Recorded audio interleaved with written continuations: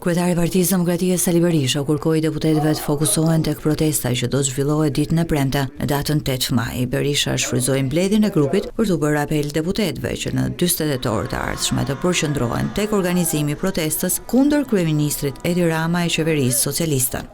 Ju bëj thirrje që çdo minutë, çdo orë t'ja kushtojmë përgatitjes së këtij akti të kryengritjes paqësore të 8 majit. Të dëshmojmë se ne nuk pranojmë kurrë Edi Ramën, qeverinë e tij si të ligjshme, nuk ka asnjë legjitimitet për shkak të zgjedhjeve që ka rrëmbyer. Berisha zgjodhi për të dytën ditë radhëzit i bëjehon raportit Komitetit Jashtëm Parlamentit Evropian. Sipas Berishës, ky dokument është i rëndësishëm pasi tregon të vërtetën për situatën në Shqipëri. E Berisha gjatë mbledhjes së grupit veçoi rekomandimet për parlamentin. Kërkon fuqizimin e komisioneve parlamentare, kushte, pune, jo mbajtjen e dokumentacionit, mosdhënien e dokumentacionit deputetëve. Ne kemi bërë dhe do bëjmë çdo përpjekje për të përmbushur misionin tonë.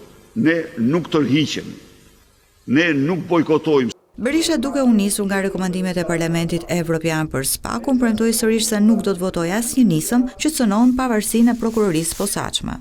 Ja ku jemi këtu, të deklarojmë publikisht se në mënyrë absolute nuk ekziston asnjë shans që ne të ndërmarrim një votim apo një bashkëpunim me Edi Ramën për të dobësuar veprimtarinë apo për të ndryshuar ligjet për organet të drejtësisë.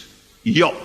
Kryetari i Partisë Demokratike Berisha premtoi se ky dokument do të jetë program pune për PD-n e opozita do të zbatojë detyrimet e saj. Por në këtë dokument, Parlamenti Evropian thekson se protestat e dhunshme nuk kanë vend në demokraci. E mbetet për tu parë se çfarë do të bëjë PD-ja në protestën e 8 majit.